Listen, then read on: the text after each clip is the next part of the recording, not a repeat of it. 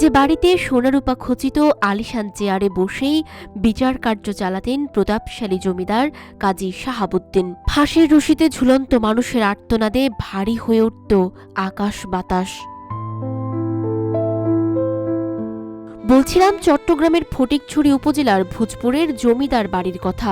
প্রায় 400 বছরের পুরনো 60 কক্ষ বিশিষ্ট এই বাড়ি ছিল তৎকালীন প্রতাপশালী জমিদার কাজী শাহাবুদ্দিনের বিচারালয়। জানা যায় বছরের 7টি ফাঁসি কার্যকর করা হতো এই জমিদার বাড়িতে। বাড়িটি রক্ষায় চারপাশে খনন করা হয়েছিল বড় বড় দুটি পরীক্ষা।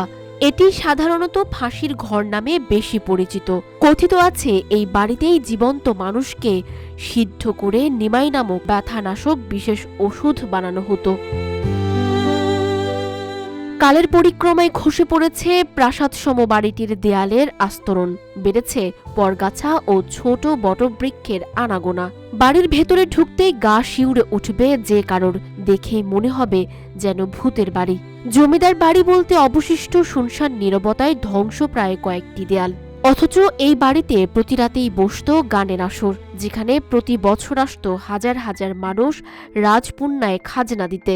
আমন্ত্রণে এসেছিল ব্রিটিশ লর্ড সহ দেশ বিদেশের প্রভাবশালী ব্যক্তিরা। জানা যায় বিখ্যাত আলিফ লায়লা কাব্যের লেখক কাজী হাসমত আলী ও দেশের 8ম প্রধানমন্ত্রী কাজী জাফর আহমেদ ছিলেন এই বাড়ির বংশধর। জমিদারের প্রভাব প্রতিপত্তির নিদর্শন হিসেবে 22টি মসজিদ, 22টি হাতিপুল, 22টি দিঘি খনন করেছিল কাজী শাহাবুদ্দিন। এখনও অক্ষত আছে দৃষ্টিনন্দন মোগল আমলের স্থাপত্য শৈলী নির্মিত মসজিদ ও দিঘি। মোগল আমলের নানা স্মৃতি বিজড়িত ঐতিহাসিক এই স্থাপনাটি হারিয়ে যাওয়ার আগেই সংরক্ষণের দাবি জানিয়েছেন জমিদার কাজী শাহাবুদ্দিনের বংশধররা।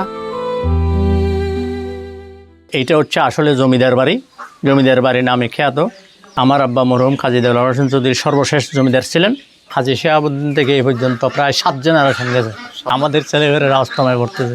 আসলে এটা 17শো শতাব্দীর প্রথম দিকে সুদূর ইয়েমেন থেকে ধর্ম প্রচারের উদ্দেশ্যে একজন ধর্মপ্রাণ মুসল্লি এসেছিলেন। ওনার নাম মোহাম্মদ শাহ।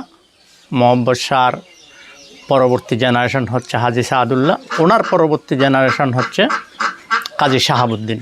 আমরা বিভিন্ন সময় আবেদন জানিয়ে আসছি এটা সংস্কার করে একটা প্রত্নতত্ত্ব বিভাগকে হস্তান্তর করে এটা দেওয়া হোক এবং একটা স্মৃতি বিজড়িত জমিদার বাড়িটা রক্ষা করার জন্য সরকারের কাছে এখনও আমাদের আকুল আবেদন। যদি না হয় কালের বিবর্তনে এগুলো হারিয়ে যাবে, আর কেউ আসবেও না।